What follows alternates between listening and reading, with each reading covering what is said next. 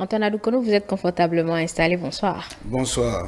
Merci de répondre à l'invitation. Ce soir, avec vous, nous voulons aborder un thème plus ou moins technique, l'indépendance de la justice. Cette notion, mesdames et messieurs, essentielle pour garantir l'équité et l'impartialité, est régulièrement soumise à l'épreuve des critiques citoyennes et des pressions, qu'elles soient politique, médiatique ou sociale. Comment cette indépendance se manifeste-t-elle concrètement? Quelles garanties existent pour la préserver? Et surtout, comment répondre aux interrogations et aux doutes légitimes des citoyens sans compromettre l'autonomie de notre système judiciaire? Voilà les questions auxquelles vous voulez répondre ce soir, Antoine Alukono. Vous n'êtes pas forcément un spécialiste, mais votre manteau d'acteur politique vous impose d'expliquer à vos concitoyens que les récriminations ne sont pas toujours fondées. Alors, Monsieur Alukono, la première question, en tant qu'acteur politique, vous, quelle est votre lecture de l'importance de l'indépendance de la justice dans le fonctionnement d'un État de droit et pour la confiance des citoyens dans les institutions? Oui, je crois que ce serait un truisme de dire que l'indépendance de la justice, elle est nécessaire pour un État démocratique, un État qui se veut un État de droit, parce que dans la démocratie, il y a beaucoup de principes, disons, de droits qui sont consacrés aux citoyens. Aux citoyens, les libertés fondamentales, beaucoup de droits, d'équité, d'égalité de tous devant la loi, etc., etc. Mais une fois que ces droits sont programmés de façon abondante dans les constitutions et consorts, vous en conviendrez avec moi qu'il ne servirait à rien que ces droits soient programmés, soient proclamés du moins, et qu'il n'existe aucun mécanisme pour les garantir. Et donc, c'est la justice, ce pouvoir-là, qui permet donc de garantir ces droits et donc de faire vivre la démocratie. En fait, la démocratie et la justice, et bien qu'étant deux concepts distincts, à ma foi, se complètent mutuellement. C'est-à-dire que avec la démocratie, on crée un état de droit, donc on crée la justice, et en même temps, la justice permet donc de garantir les droits qui sont créés pour que la démocratie soit viable. Donc, sans la démocratie, bon, je dis entre griffes, sans la démocratie, peut-on avoir un état réel de droit de justice? Point d'interrogation, puisque d'aucuns vous diront que, bon, que même dans les États où il n'y a pas la démocratie, que c'est un État de droit, parce qu'il y a quand même un corpus normatif qui existe. Mais dans le cas d'espèce, nous disons que c'est avec la démocratie, ou bien il est généralement admis que c'est dans les régimes démocratiques quand même que ces libertés, ces droits sont beaucoup plus acquis.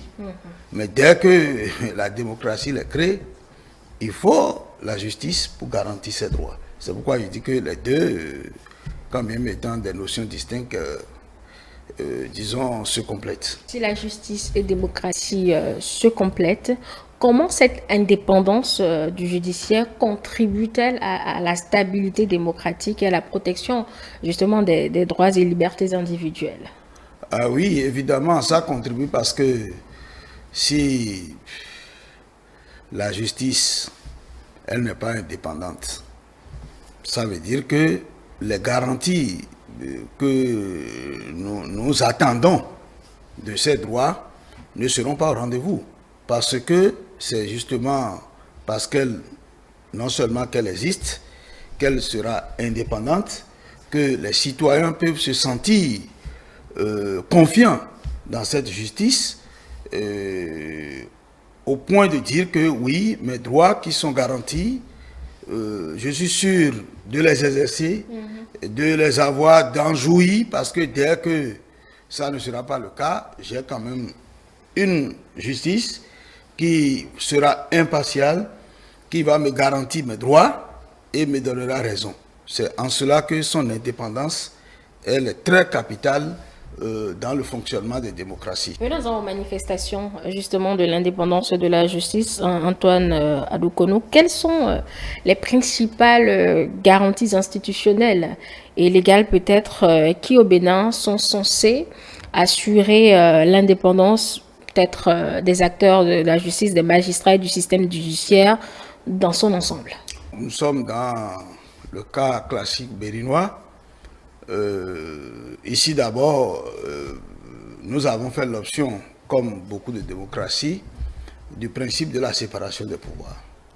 Ça veut dire que nous avons un pouvoir judiciaire qui est séparé de l'exécutif et du législatif.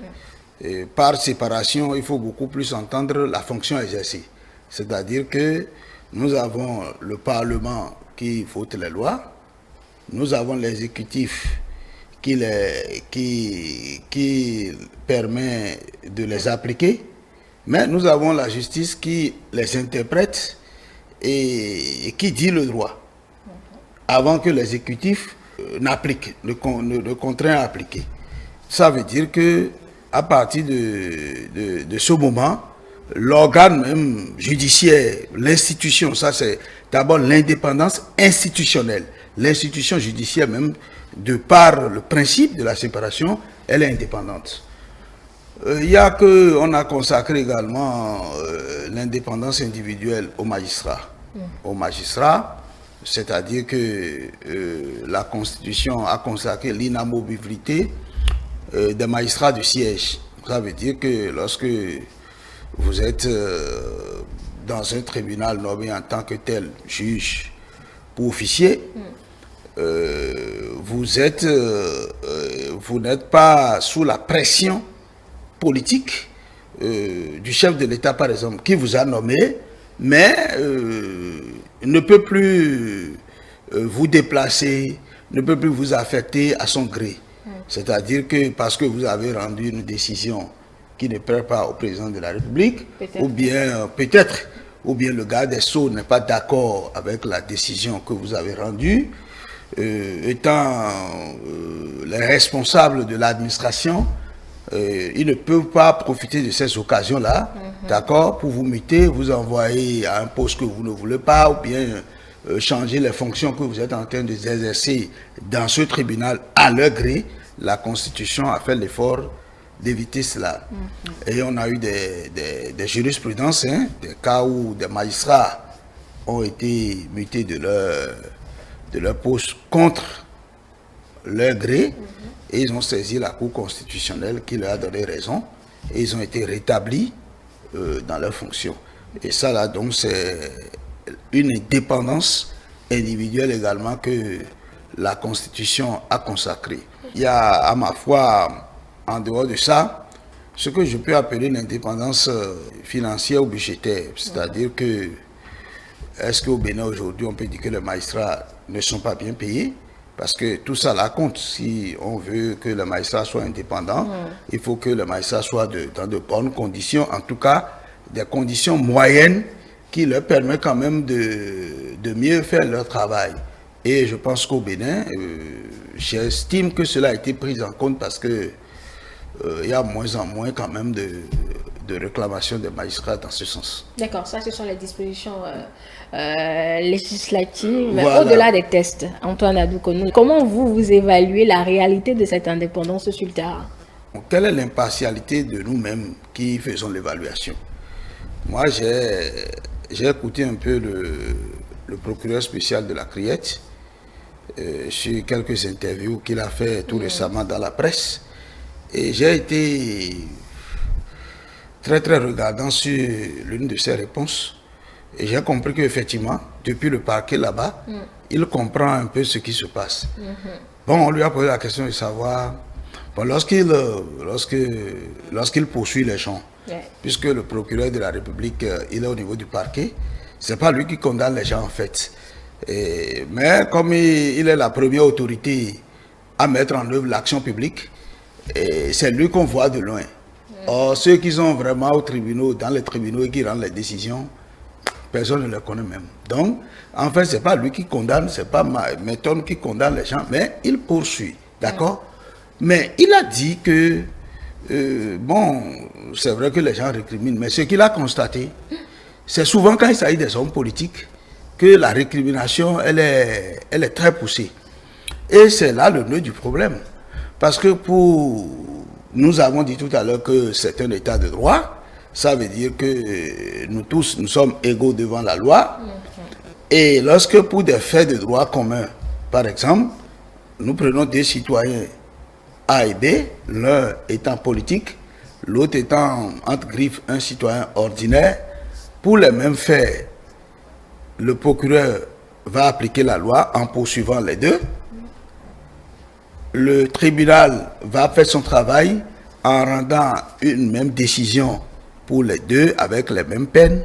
Mais vous allez constater que c'est l'acteur politique qui sera... Peut-être parce qu'eux, ils sont devant de la scène. Bon, non, c'est... Ce qui ne justifie rien. Moi, je ne vois pas seulement le fait qu'ils sont devant la scène. Ils sont devant la scène, c'en est un. Parce que quand on parle d'eux, tout le monde sait de qui il est question. Mais,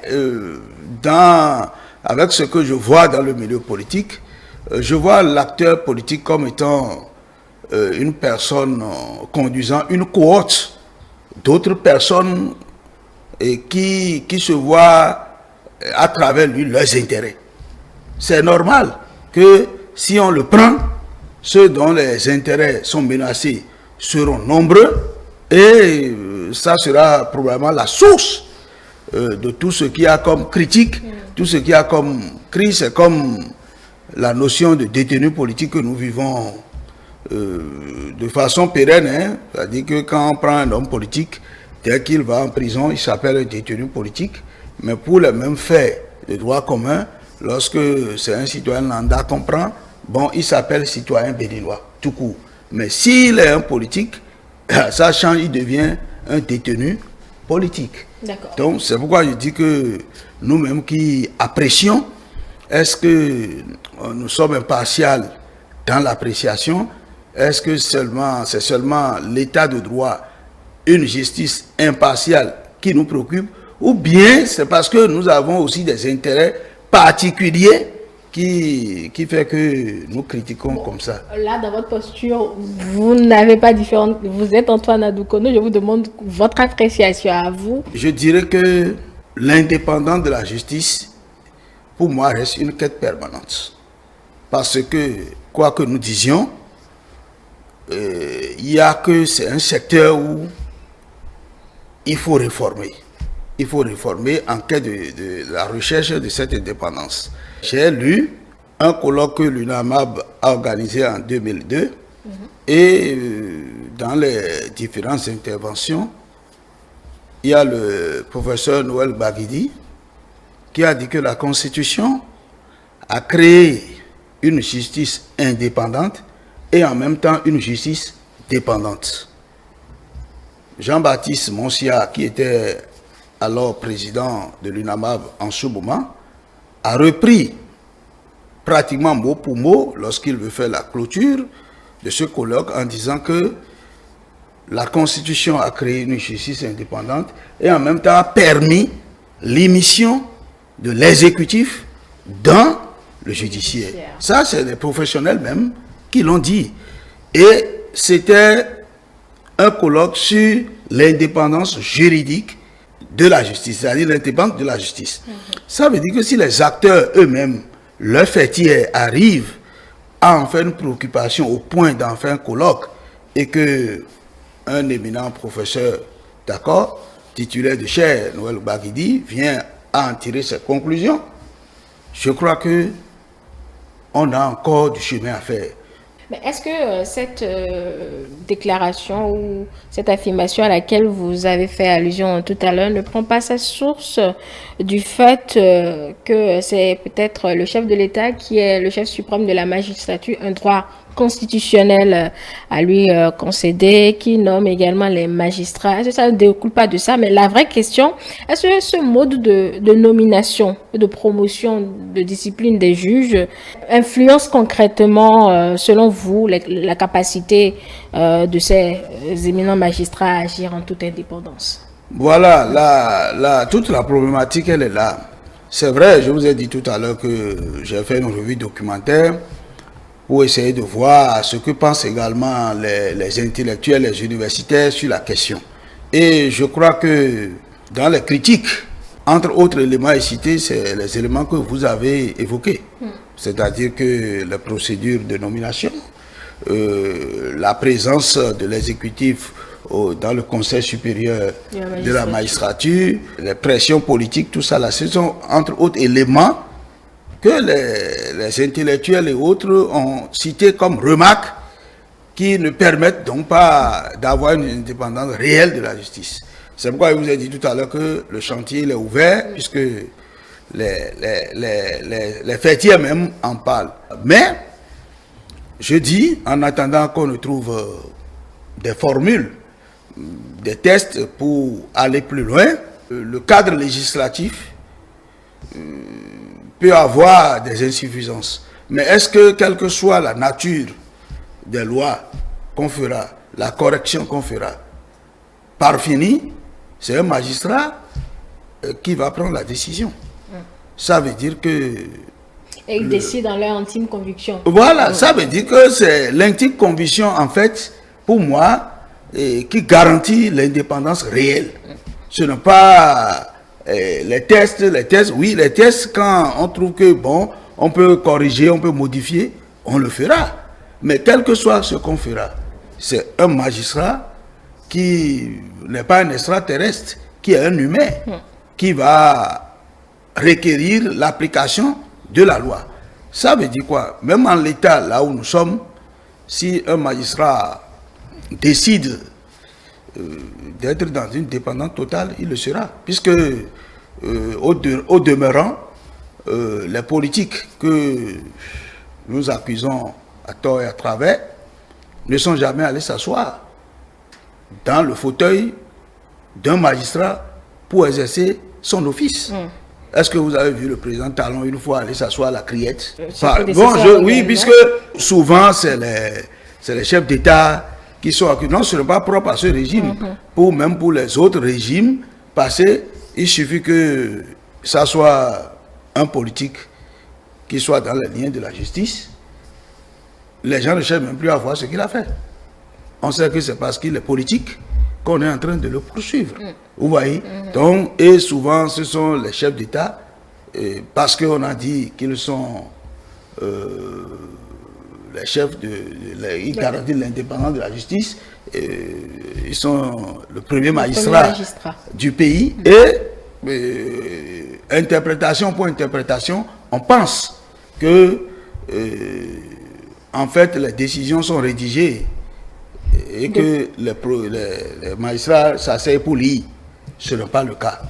Ça veut dire que nous devons, tout en remerciant les magistrats pour l'énorme travail qui est abattu, parce que ce n'est pas aussi facile de rendre justice, puisque la justice, elle est réservée à Dieu. Quand on le remet à des humains, avec tout ce que nous avons comme faiblesse, il faut qu'on reconnaisse d'abord que c'est un travail difficile. C'est pourquoi il faut les remercier et les encourager et leur demander de faire plus d'efforts. Parce que de leur travail dépend la viabilité de notre démocratie. Vous pensez qu'ils peuvent mieux communiquer avec le public afin d'expliquer les décisions qu'ils prennent et renforcer, pourquoi pas, la confiance des uns et des autres, sans pour autant céder à la justice populaire? Il faut être prudent parce que en rentrant dans ce jeu, on peut aussi se confondre à la grande masse et être influencé parfois même par la population. Vous savez, nous parlons d'indépendance de la justice, mais nous-mêmes, en tant que citoyens, nous contribuons à ce que parfois la justice ne soit pas indépendante. Ah oui, j'ai échangé avec un haut cadre de ce milieu et il m'a dit que c'est difficile, c'est rarement que vous avez un dossier devant vous et que quelqu'un n'appelle pas. Vous verrez toujours ces mêmes citoyens-là qui cherche à ce que vraiment on essaye de voir dans les décisions. Dès que nous-mêmes nous avons ces attitudes-là, et qu'en même temps nous prenons l'indépendance de la justice, c'est un problème. Ça veut dire que nous ne voulons pas que la justice soit indépendante. Lorsqu'un dossier est affecté dans les tribunaux, les médias, voilà encore un autre problème. Les médias, quand il dit les médias, c'est pas tous les médias. Vous savez que autant il y a des professionnels parmi vous, autant il y a des gens qui ne mesurent pas la portée de ce pouvoir qu'est la presse que vous êtes.